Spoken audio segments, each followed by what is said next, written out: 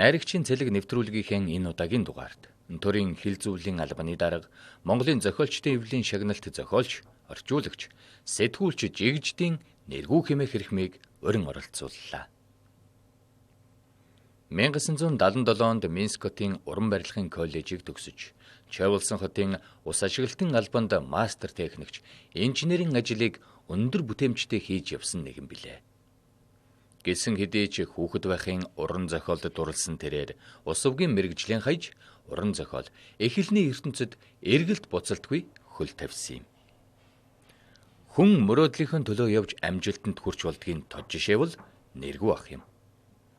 Тэрээр яруу найргийн ялалтын симфони, сэтгэл хазгар биш бол хөшүүрэг нийтлэл, хүмүүсийн тухай армаа нийтлэл, од шингэдэггүй хэмээх олон номыг хэвлэн гаргасан нь утга зохиолд дурлагчдын оюуны цангааг тайлсан юм а. Харуугаас л яг хөдөө одоо тэгэл шүлэг цээжилдэг юунда энэ одоо хөдөө суманд Тэнтэй аймгийн Аруулан суманд шин ам болдог. Тэгээд шүлэг цээжилдэг. Тэгээд нэг миний багш надад заасан багш Тухлайбаатар багш гэж хүн байсан юм а. Тэр хүний одоо удам судрыг нь хоол ер нь юуны Хөвчийн Жануу ангийн энэ богдын сүүлчийн хатан гэнээр гэж хүн байсан. Манай танайхан бүгдээрээ мэдж байгаа хүмүүс. Тэр хүний л хамаатан садны хүн юм гэж Тухлайбаатар багш гэж ийм хүн байсан. Тэр хүн маань сүүлд ингээд яхад шүлэг бичдэг. Нэг сайхан орс шиг царайтай. Нэг сайхан залуу байсан. Тэгээ тэр хүн шүлэг бичдэг байсан юм байна лээ. Тэгээ бидэнд 2 дугаар ангиас эхлээд хүчээр шүлэг цээжлүүлдэг. Тэгээд энэ нэргүй энэ Сүхбаатар та нар яруу найрагч болно шүү энэ гэж тэгдэг. Тэгээ одоо яах вэ хөвгөд байхасаа л тэг ангирал бодчихсан байгаа үз. Дунд ангиас эхлээд шүлэг биччихсэн. 8 дугаар анги төгссөн жил миний анхны шүлэг намын үнсэнд гарсан шүү дээ. Одоо би бүр яг сайн сандын хойшоо сургуульд явах гээд 8 дугаар анги төгсчөөд техникумд явах гээд ирэхдээ урд нь гайтугад юу бич захаа бичиж яаж яруу найрагч болох вэ гэж захаа бичсэн. Тэгээ тэр үед чинь одоо яруу найрагч нараас одоо Фонцгийн Бадарчгаа их анхлан гарч ирж байлаа тэр морд байл найраглана. За тэгээд хэн дөнгөтийн цаадал долгорын пашка хуучаангуй энтергээд одоо цаахан яруу найргийн нам их гарч иржсэн байхгүй юу. Тэгээд тэрэнд яасан юм аа. Тэгээд гайтугаатай ирээд уулзсан чинь чи над захаа өчөөд байдаг хөөхтүүгээд тэгээд нэг хэдэн шүлгээ өгсөн. Үзүүлэх гэж одоо заасан дээр дэвтрийн заасан дээр бичсэн л одоо тэр үед чи юу компьютер байтугай бидэнд юу бичгийн машин олдох байтугай цагаан цаас ч олдохгүй шүү дээ. Зүгээр дөрвөлжийн шугамтай юун дээр бичээл өгөн тэгсэн чинь нэг хэд хоногийн дараа яг хойшоо явах болох гээд Сүхбаатарын талбай дээр мөөстэйгээ сууж ирсэн чинь хажууд нэг хүн үнэн сонин уншаад сууж явах юм. Зүгээр ингээд шагаагаад харсан чинь шүлэгнүүд байх шиг байна. Тэгээ ингээд очиод ингээд өнгөгөөд яасан чи харин Жэнэргүй ээжтэй зэрэлсэн шүлэг гээд гараад ирсэн байхгүй 8 дугаар ангийн сурагч гээд 1972 оны 8 сарын 19-ний үнэн сонинд гарсан. Тэгээ яг хойно очиод элдвийн шүлэг бичнэх их нутгаа санан өвөөгөө санан ээжигээ санан дүү нараа санан уйлж байгаа шүлэг бичин найз охиндоо зориулж шүлэг бичин. Тэгээ одоо яах вэ манай Минскт чинь оюутнууд цөөхөн ердөө 10 хэдхэн хамгийн олон оюутантай болсон 10 хэдхэн оюутан байсан чи одоогийн Белорусын нийслэл шүү дээ. Тэгээд бидний тэр шүлэг зохиолын талаар надад чинь зөвлөгөө өгөх хүн байхгүй шүү дээ. Тэгсээр яваад тэгэл сургууль төгсч ирээд л тэгэл яах вэ одоо тэгэл аач маргайг болсон юм байгаа биз. Хэвлэгдсэн анхны шүлэг маань бол 72 онд байх нь байна тийм ээ. Тэгээ төгсөж ирээд яагаад 79 онд анхны шүлэг гарсан юм хаа да. Утга зохиол биш ээ. Улаан утсан дээр. Тэгээ дараа нь 81 оны үеэс утга зохиол сан дээр гарсан баха. 84 онд тэр юу гарсан.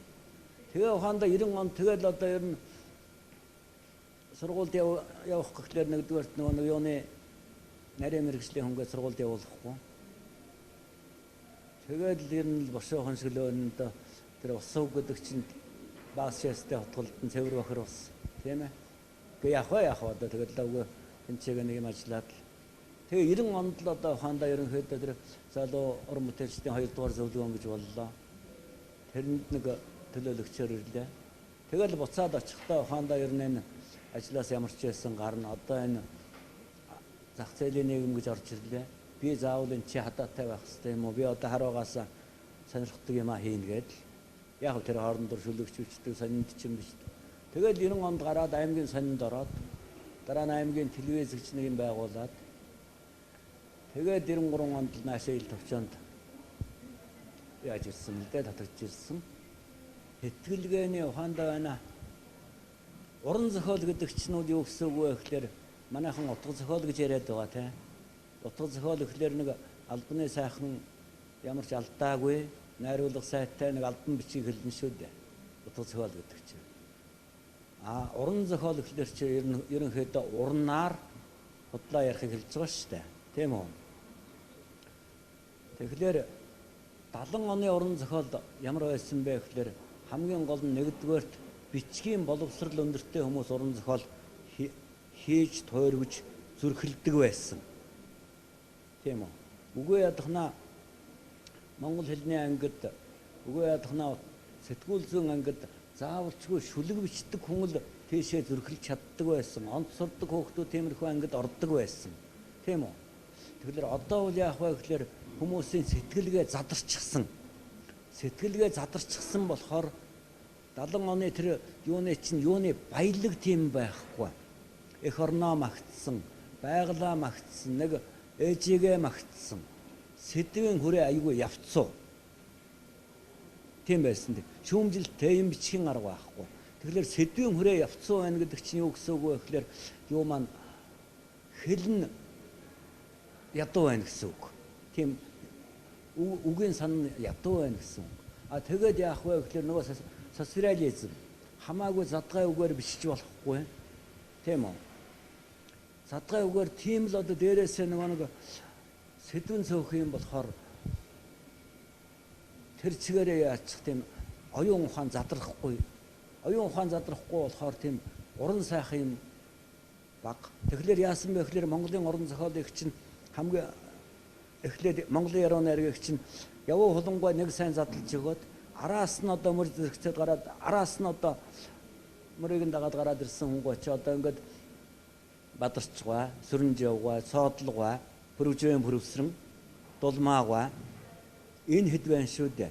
Оросын яруу найраг 1960-аад оны үед яасан бэ гэхээр мөн 5 хүн байсан. Тийм үү? Евтушенко, Орштестенский, Вознесенский, Белла Ахмадулина, Булата Хужава гэдэг. Гинт цоорч гарч ирсэн байхгүй 5 залуу. Тэрнтэй адилхан одоо энэ хэнийг дараад байдаг. Тийм ээ одоо хондоо нөгөө чойнома дараад байдаг. Пүрв дорцгоо энэ арай ахмад нь болчихсон. Тийм ээ. Тэгэхээр жинхэнэ дарагдaltaгүй гарч ирсэн улсууд чинь саяны миний хэлдэг. Цоодлогоо, бадарчгаа, пүрвсрэнгаа, оюунгаа гэд ийм хэдэн улсууд зад тавьж гарч ирсэн байхгүй. Тэгээд яасан бэ гэхээр нөгөө Монголын яруу найраг аягүй тийм баяжсан. Үгийн хувьд ч, сэтгэлгээний хувьд ч одоогийн яруу найраг бол тийм нэг онцгой ч юм уу? Юу ч юм уу нэг одоо тийм нэг л өгүүлэлэг ч юм уу тиймэрхүү юм болчиход байгаа. Тал бий л дээ. Ер нь бол нэвтрүүлгийг дэмжигч Glamour Art Gallery. Би ингэж боддог л да хүнийг муулах, буруутгах 1000 түмэн шалтгаан байдаг. Тэрнээс хүнийг сайлгах шалтгаан ганц хоёроос илүү ухаандаа магтах, өргөх шалтгаан ганц хоёроос илүүч байхгүй юм болох юм. Тэрнийг нь барьж яваад тэгээ ер нь бол тухайн үний тухайн хүнтэй үеийн ухаандаа ингэдгэлдээ нацаг доржтой хамт нэг үед найзлахтаа найзлаад муудахтаа муудаад уйдахтаа уйдаад явж байсан тийм хүмүүсийн дурсан хамгийн үнэтэй байдаг. Пүүшгэнтэй яг нэг цаг үед амьдарч байсан хүмүүсийн дурсан хамгийн үнэтэй байдаг. Тэрнийг бодож л намайг ч одоо энийг бичиж явах үед бас агуу улсууд манайхны амьсрын байсан байж дашуулбар сэрүүн байж дашуулбарыг ухаандаа амьдад нь 2 удаа хөрөг бичсэн байх юм. За нямсрынг бурхан ботсон хонч гэдэг юм уу. Тэгээд энэ ухаандаа нэг 50-аад хүний янз бүрийн хүмүүс байдгийг. Жишээлбэл одоо ухаандаа энэ ч ямар ч хүмүүс байна уу. Тэгээд энэ номын бас нэг их хүмүүсийн сонирхлыг татгалсан шалтгаан нь нэрэндээ байж магадгүй юм л да. Хүмүүсийн тухай Арман гэж нэр өгсөндөө би энийг эхлээд нөхөд гэдэг нь ахад нутаг гэсэн нэрийг юу гэж бодож ирсэн. Тэгсэн чинь нэг шин нэг өөрөөр зүүдлээд хүмүүсийн тухай Арман гэж нэр өгч яах гэж зүүдлээд тэгээ өгсөн. За тухайлбал миний энд ямар ч хүн бай юу байдгүй гэхээр одоо ингээд их нутгийнхныхаа ээжигээр л эхэлсэн юм л да. Тэр олон хүнийг ойлгуулсан. Аяа чи минь алтанхан үндснэ. Аавыг өнгөрчихсний хойд өдөр эгч хоёрыг онгийн мөсөн цахуулчих шахан гэртээ ирэхэд нь ижим дандаа хөдрөн улаа батарч явдаг сайхан залуу сайхан цараа чирмэн таваа шиг паддан харвалчихсан байсан. 30 дөнгөжил гарч явсан байжээ чи. Тэг 5 дугаар ангийн Бацаамби өнцгөл хавцлаг гэдэг харан хөтэй байдгийг анх тавьсан бизээ. Зовлон ямар өнгөтэй байдгийг ижээ болсон үгээр тайлбарлагдаггүй юм билээ.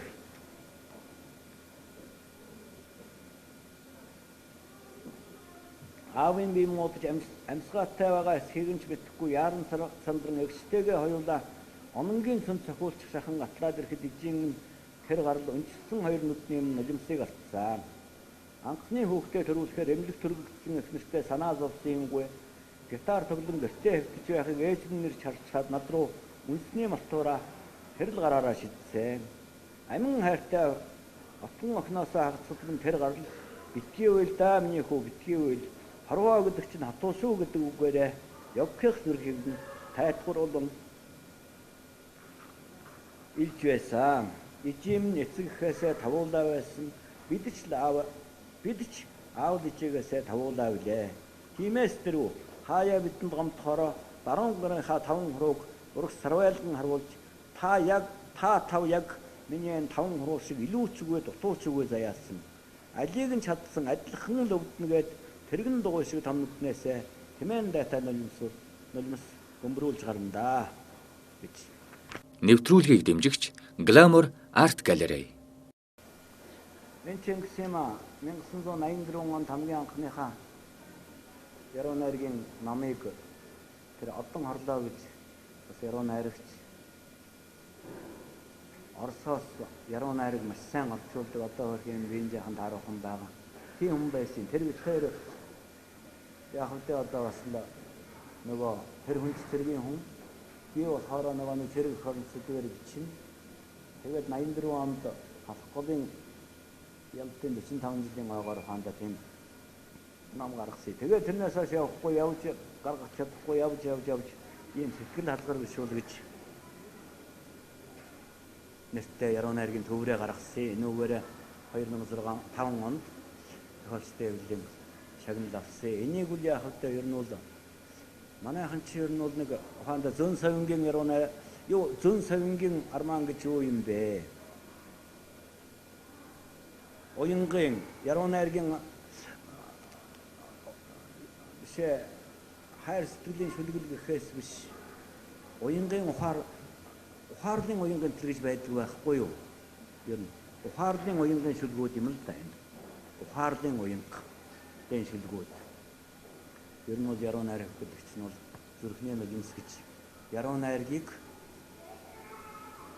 дарга нарыг магтахад, хорноо магтахад тийм үү? Аль эсвэл байна одоо ханда найз нөхдөд магтахад ч байдаг юм. Намаа магтахад хэрэглэмээргүй байгаа юм л да. Яруу найргийг зөвхөн зовлон хүүрнэхийн тулд хэрэглэмээр байгаа юм л да. Тийм үү?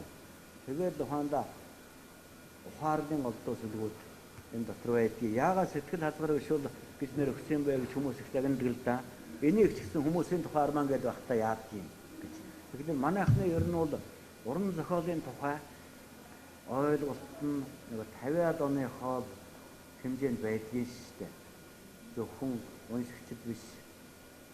Зохиолчдын өөрийнх нь маань түүхэн армаа бичлээ гэхэл заавалчгүй одоо ер нь Чингисийн тухай бичлээ гэхэд заавалчгүй нууц товчооны тэр бүхэн хооронд л эргэлдээд байх жишээтэй. А гэтэл нууц товчоо гэдэг маань энэ чинь бол хаадын магтуу шүү дээ, тийм үстэй. Маш уран сайхан хаадын магтуу. Тэгвэл тэр л одоо ер нь тэр чинь тэгээгүй юм. Жамуухайг тэгж алаагүй гэх мэтээр зүүн совингийн армаа аль эсвэл байна зүүн совингийн яруу найраг. Зүүн совин ухаарлын уян гэнт гэж ухаандаа дотор нэг ялгаж салгасан юу байхгүй даанч манайд ухаандаа энийг л ихэд хүмүүсийн тухай армаа гэж нэрлээд байхдаа яад юм гэж намайг олон том хүн уран зохиолын томчул гэж буруутгаж л байсан л да. Энийг маань гэсэн чинь сэтгэл хазгаар биш бол гэсэн чинь наадах чинь юу яруу найргийн ном бол ухаандаа яад юм. Мандах наранч гэдэг юм уу? Тийм үү? Ногоон улаан сарнаач гэдэг юм уу? Тийм нэртэй байх нь эсвэл улаан уруулч юм уу? Тиймэрхүү байж болохгүй шүү дээ. Сэтгэл хазгаар биш бол гэж яагаад яасан бэ гэхээр сэтгэл хазгаар биш бол хөл хазгаар хамаа юу? Сэргэлэн нүдтэй өрстэй харагдаж явах сайхан юм аа гэж олон удаа аваартарсан хүн л дээ. Одоо асуултарсан хүн. Тэгээд тэр үгээрээ л нэрлсэн. Нэг энд маань тэгээд яах вэ? Хүрлээж болсон охиндоо зориулсан нулимсан дуул гэж нэг том гашуудад найрагл гэж би зарим тэгс нэр өгсөн. Эмгэн сэтгэлээр бас нэг яахан хүндээ санагдаад байх шиг нулимсан дуул гашуудад найрагл хайртай хүн цэцэг маягийн түгээн дурсал зориулвэ. Нэг сургийч нүзээд үйлэн соном сургийч нүзээд үйлэн соном зүүдэн мэт салж чадахгүй нэ охин минь зүрхэндэн зүү шивдэж элгэндэн өвөрөв. Өнөөхийнх нь насандаа гурван сайхан үлдээ байлаа. Ундааж байдаг харваа атганы наваад явчлаа. Хориггүйх нь насандаа бас өөр шиг өгттэй байлаа. Холгоож байдаг харваа өрөөсний наваад явчлаа. Өндөрт дод харваж өрөөсөн бөөр шиг чулуу газар туслаа. Өрөөний барааны үеийн өнчин хоцорлоо. Өөдсөн чиний охин өдий болтлоогүй. Өр зүрхний нүгээс улаг мутгснаа. Хоёр өглөө бас хорой хэвтгэд охин чимнэгүй. Өдрөөр явах үчээр ирэхэд охин чимнэгүй. Өөрийн эрэхгүйгээр дүнтэй бишүү харих юм. Өсөн толгой бүхэлд талын дундаас яарах юм. Багшин хэлэнд өртөж өчнөн удаа завсан. Давлан эцгээ халахад орон дүн яваад өгвөө. Дотны найзын харахаар нүдэн уусаад байх юм.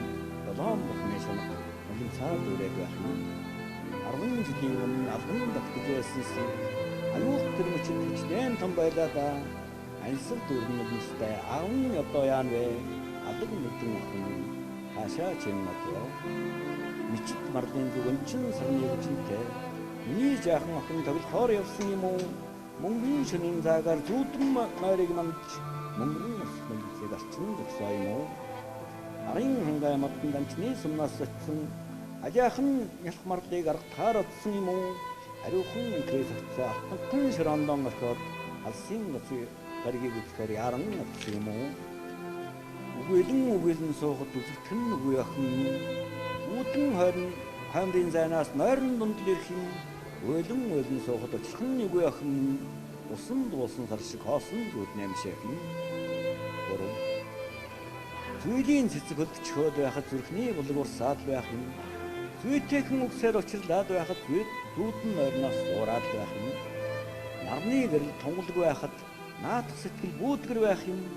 Намраа үгсээр учирлаад байхад нууцсан газар уйлаад суух юм. Газрын шарх анчаад байхад гаслангийн шарх анихгүй байх юм. Галууны дэглэхийн чихэд байх ансуулсан охин ихгүй байх юм. Энгэрийн хөрсөд гисчээд байхад элэгний шарх идэхгүй байх юм. Энгэрийн охин алга байна. Энгэртхэн ус атахгүй байх юм. Дөрөв. Нүдний нүдэн сором асран боонаа. Нүүрэнд минь хоорой газар үгүй. Юу хийсний хариу энүүлээ. Нөхөн чинь бэ хэлтий. Охин чимносооч. жаргалгаа жаргасан бэлдсэн одоо болоо. Зовдгоо зовсон захны буусан одоо болоо. Нойтон сармастай үрийн зулаан нэрлсэн гэлээсэн нон ногоон дэлхийг астай гэж эндөрсөн нүгэлмэн тэрв. Орчуулагч нь юугаараа онцгой байдгийм бэ гэхээр эсвэл орчуулгын орон зохиол юугаараа онцгой байдгийм бэ гэхээр энэ тухайн орчуулагдж байгаа газар оронд биш. Дэлхийд цаад том гүрэнд нь нэгэн танигдчихсан, хүлээн зөвшөөрөгдчихсэн 2 сая хүнийг биш, 200 сая хүнийг 2 тэрбум хүний сэтгэл хүртсэн байдаг учраас орчуулгын зохиолд орчуулгахдаа маш хариуцлагатай хандах хэрэгтэй. Яаж ч орчууллаа гэсэн тухайн хүний нэр нь өөрөө чирээд явчихдаг. Тухайн хүн зохиолын нэр нь өөрөө чирээд явчихдаг. Тэгэхээр би өөрийнхөө орчуулсан энэ ч одоо нэг сүүлийн 6-7 жилийн хугацаанд 20-од яг яг 2098 онд л анхлан тэр Кремлийн эзэгтэй гэж намайг орчуулж анхлан хэвлүүлж байсан л да. Тэгээд дараа нь хүн аратан бурхад нь тэргээ залгаад явчихсан. Сүүлийн 7-8 жил түл нэг 6-7 жил түл нэг 20 гаруй ном орчуулсан юм байна. Тэр нь чи яах вэ энэ тэргээ надад ерөнхийдөө хондоо өөрөөр хэлбэл нэг мөнгөний төлөө хийсэн ч юм уу. Нэр хэмээсэн ч юм уу. Аль эсвэл за яах вэ энэ нэг Монголд байж явах ёстой юм гэж бодох төдийгөөр эсвэл хүний яаснаар тэгж орчуулсан ном байхгүй. Яруу найрагч хүн насны явах тусам онгот нь хомс болдог. Тэгвэл орчуулагч хүн насны явах тусам улам туршлагатай болдог, улам хашир суудаг. Улам ухаанда арга барилыг нь илүү эзэмшиж авдаг. Тийм учраас хамгийн сүүлийн орчуулга гайгүй болсон юм өнтер гэж санагддаг тал бий л дээ. Зүгээр яах вэ? Яруу найргийн орчуулга ингээд бодох юм бол Сэргээ эсэнээс өмнө Сэргээ эсэнийг ухаанда 2009 онд орчуулахад тэрнээс өмнө энэ Высоцкийн бохимдол гэж нервигээ төвөр байдгийг энэ голцоо ухаанда юуныг юу шүү дээ. Дууныхын шүлгийн төвөр. Тэгэхээр Высоцкийг яагаад одоо ингээд нас орчоод энэ 30 жил болж байна. 31 жил болж байна. Яагаад өнөө Оросуудын сэтгэл зүрхнээс салж чаддаггүй юм бэ гэхээр өөрийн гэсэн жинхэнэ тэр арга барилаа гаргаж чадсан, өөрийн зүрх сэтгэл, баяр хөөр, унийг зовлонгоо бүгдийг нь хүний улаан өрлөө микрофоноор дамжуулаад цацаж чадсан. Тийм. Высоцкийн дууг загалсчид сонсох юм бол энэ нөхөр загалсчин байна гэж андуурдаг. Высоцкийн дууг цэргүүд сонсох юм бол энэ нөхөр офицер хүн байна гэж андуурдаг. Тэр байтугай Высоцкийн дууг хойд туйлын судлаач сонсох юм бол энэ нөхөр чинь хойд туйлд явж исэн эрдэмтэн байна шүү гэж андуурдаг. Сансрын нисгчид хүртэл Высоцкийн дууг нөгөө хөлгөнөөсөө дуулдаг шүү дээ. Зүгээр би энэ чигээс нэг ганцхан би дургүй гэсэн энэ Высоцкийн юу нь гарч ирж байгаа юм л да. Нөгөө мөн чанар нь гарч ирж байгаа юм. Би дургүй гэсэн нэг шүлгийг нь харас усыг нь уншиж байгаа. Ёс юм шиг би дургүй. Ярын амьдралаас хэзээч би залхахгүй.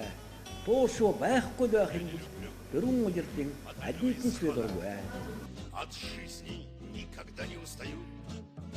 Я не люблю любое время года, в которое болею или пью.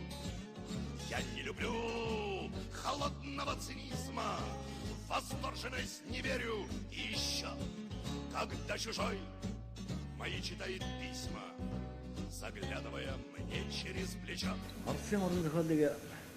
Оросын зохиолчдыг ярихын өмнө Оросын уншигчдыг нь үнэлэх хэрэгтэй байдаг. Оросууд бол маш их уншигч ардтан, маш их орчуулагч ардтан. Оросын тэргүүний сэхэтнүүд, сурвалжтангууд, язгууртангууд тэр гүн вангийн удам огсаавал маш их соёлтой ардтан, маш их юм уншдаг байсан ардтан. Үгүй ятхнаад бодоод үз. Пушкин яг чаваад үтсэн, Лермонтов чаваад үтсэн одоо Сэргээ эсэнээс бусдна. Тийм үү? Дандаа тийм Герман, Франц, Англи хүмүүжүүлэгчтэй байсан. Хар багаасаа гадаад хэл сурч. хар багаасаа номын ертөнц рүү омбочихсон. Хар багаасаа номын ертөнц рүү омбочихсон болохоор ухаан задарчихсан. Зөвхөн өөрийнхөө орчны, өөрийнхөө хэл дээр амьдралыг ертөнцийн хязгаарыг төсөөлөөд байвал тэр хүн хязгаарч оюун тархинд хөгжихгүй. Тийм үү? Оросын уран зохиол бол ер нь дэлхийд гайхагдсан уран зохиол шүү дээ. Маш их гүн сэтгэлгээтэй. Нөгөө Христийн Библийн тэр одоо шашны шинжлэх ухааныг чинүүд тэр италичуудаас илүү судалчихсан. Православныг тусгай урсгал гаргаад ирсэн. Буюу үнэн алдартны шашны тусгай урсгал гаргаад ирсэн. Тэр талаараа маш их гэгэн хутагтнар нь маш их бүтээл тойрогдчихсан сургаал. Хаана шашны сургаал сайн байна уу? Тэр газар хүмүүсийн сэтгэл их задарсан байдаг. Тийм үү? Тэр шашны сургаал нь зөвхөн дарамтлах төдий дарамтлах зэвсэг болоод л тэр ард түмний оюун санаа задарч өгдөггүй. Тэгээд ч бас зовлон их үсчихсэн ард түмэн юм. Англи гэж дэлхийд нэртэй одоо философч, нийтлэлч манай тэр одоо миний орчуулгаар Атлантын ороо тэнийг гэдгээр маань гарсан. Эсвэл тэр их сурвалж тэмцгээд гарсан шүү дээ, тийм ээ. Тэгэлээ тэр хүн яах вэ гэхэд Достоевский гайхалтай гэж байгаа юм чи.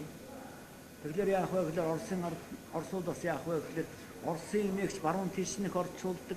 Баруун тийш Европын эмээгч гэсэн. Би Америкийг яриаггүй шүү дээ. Нөгөө жинхэнэ хөгшин Европын юунууд ч нь маш их орчуулдаг Оросыг. Тэгэлэр манай уран зохиол бол хажууд нь зүгээр Оросын уран зохиол 10 дугаар ангид орчоод явж байгаа гэх юм бол Монголын уран зохиол үргэлжилсэн үгийн зохиол нэг 4 дугаар ангид л байж байдгийг. Би нэг хинч намайг яаж монол тэр манай яруу найрыг маш сайн гарч ирсэн. Одоо эргээд модчиад байгаа болохоос ш. Манай яруу найргийг даанч гадагш нь орчуулж чадахгүй.